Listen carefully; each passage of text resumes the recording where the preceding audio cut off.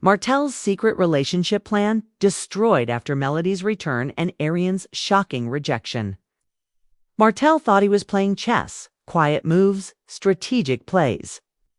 But what he didn't realize was that the game had already changed, and he wasn't the king on the board anymore. Just another piece getting moved around by forces bigger than him. And when his plan finally came to light, it didn't just flop. It crashed and burned in front of the very audience he was trying to manipulate. Now, let's break this all the way down. Martell's grand plan was simple in his head.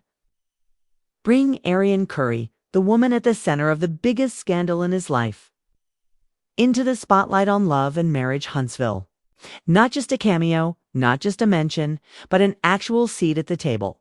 Like, sir, what made him think that was a good idea? This wasn't just about spicing up a storyline. According to the whispers, Martell was hoping Arionne's return would create just enough noise to edge Melody out. Melody, the woman who helped build the show from the ground up. Melody, the one who carried the weight of betrayal on national TV and still stood 10 toes down in every episode. The nerve. And he almost got away with it too. That's the wildest part. Quiet conversations were allegedly happening behind the scenes. Doors being knocked on. People being asked, what if? But when that idea hit higher-ups at Own Slam, Deadbolt, alarm activated, executives weren't just saying no. They were insulted by the suggestion. See, what Martell didn't get is that this wasn't just another reality TV stunt. This show has a brand, Allegacy. You can't build something on family growth and healing, then try to sneak in the same mess that broke it. That's not a plot twist. That's self-sabotage. But here's where it gets even messier. As Martell was plotting his reality redemption arc, the entire show was cracking at the seams. Viewers weren't feeling it anymore. The storylines weren't hitting. The ratings were dragging. The last episode barely scraped past 197,000 views on cable.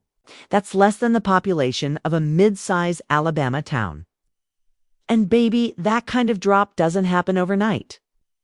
Carlos King, the creator and executive producer, tried to hold the line. Posted numbers, boasted about year-to-year jumps, thanked the fans like everything was on the up.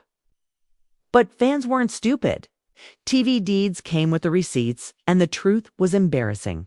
Lowest demo in franchisee history ever. Carlos clapped back in the comments, throwing shade like he was still in control.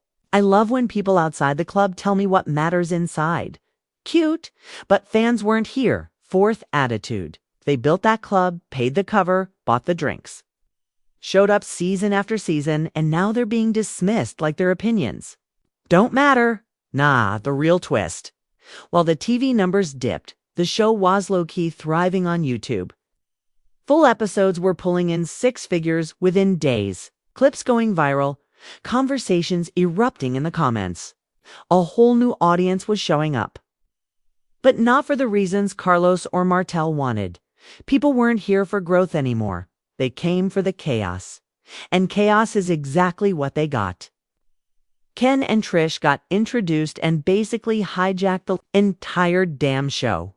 2 episodes in, and they already had more screen time than some of the original couples combined. But their drama didn't feel earned. It felt like noise. Loud, messy, forced noise. And fans noticed. The soul of the show was gone, and everyone could feel it. Meanwhile, Melody's silent. No posts, no promos, just gone. And that silence, it spoke louder than any messy scene ever could. Own executives weren't playing games. The second, Martell's pitch to bring Arionne into the main cast hit the room. It wasn't met with curiosity. It was met with disgust.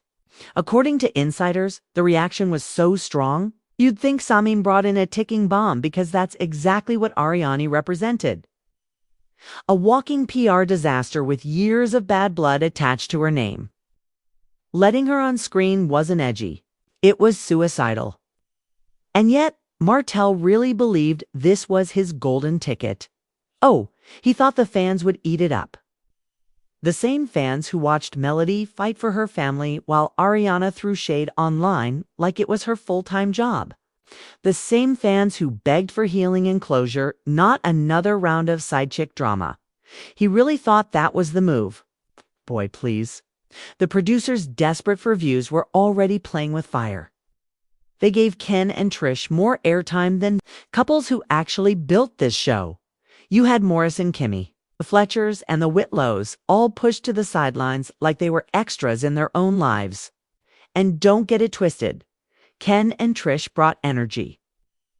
But it wasn't quality, it was noise, and too much of it. You could feel the shift. The show wasn't about marriages anymore. It was about arguments. It wasn't about growth. It was about keeping. The cameras rolling long enough to catch someone snapping. The vibe was all wrong. The audience wasn't connecting with the people on screen. They were watching out of habit, waiting for the old heart of the show to show up again.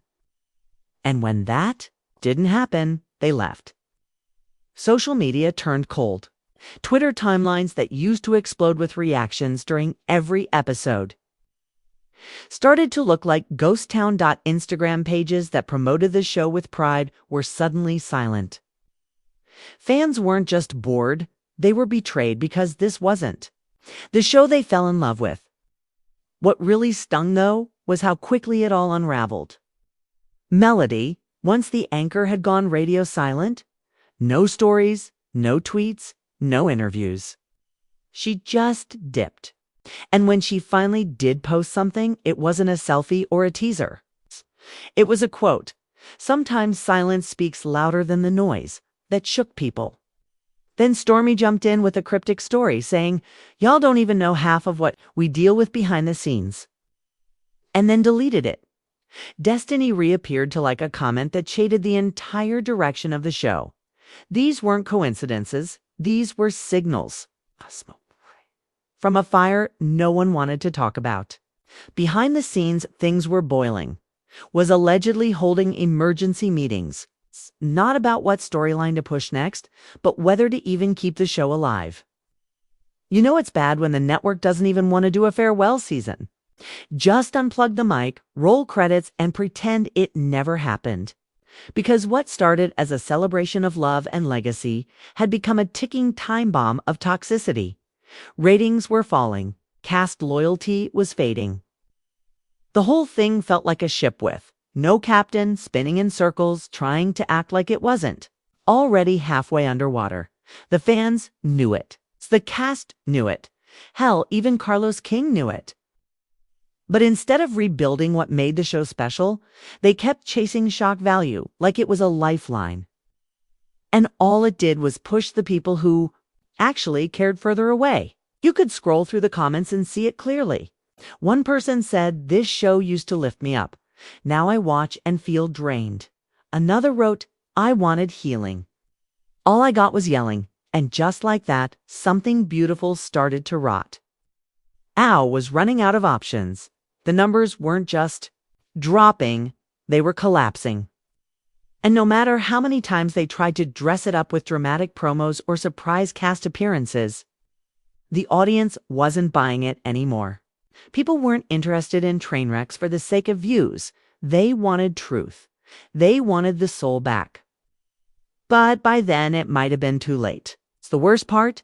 The cast didn't even seem like they wanted to be there. You could see it on their faces. The spark was gone. Scenes felt awkward, edited to death, and completely disconnected from any sense of real storytelling.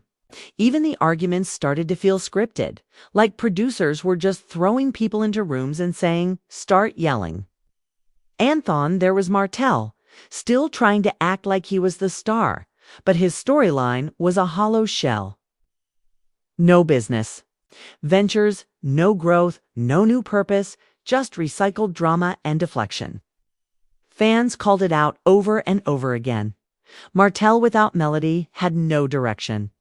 And Martell with Arionne, that was just chaos in a new outfit. The thing is, viewers remembered. They remembered Arionne going live on Instagram, throwing shots at Melody. They remembered the petty posts, the smugness, the total lack of remorse. You Can't erase all that and then try to reintroduce her as a misunderstood woman with a storyline. That's not healing. That's delusion. And Melody, she didn't tide to speak. She'd already said everything that mattered with her silence.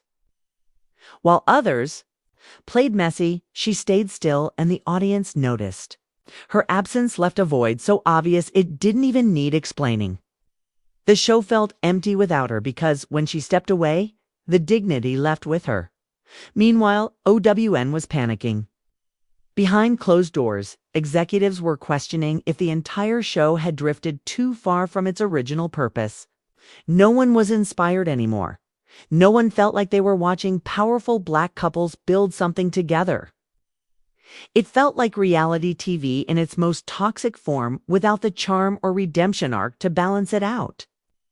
It became clear that unless something drastic changed, this wasn't going to end with a reunion episode or a wrap party. It was going to disappear quietly, awkwardly, and without resolution, like a door being shut in the middle of a conversation. And fans who had invested years into these stories were furious. They didn't just want closure, they deserved it. Online, the disappointment turned into mourning. One comment said, "This show raised the bar for Black reality TV, and now it's 6 feet under, another hit even harder. It's like watching someone you love lose themselves and not being able to stop it.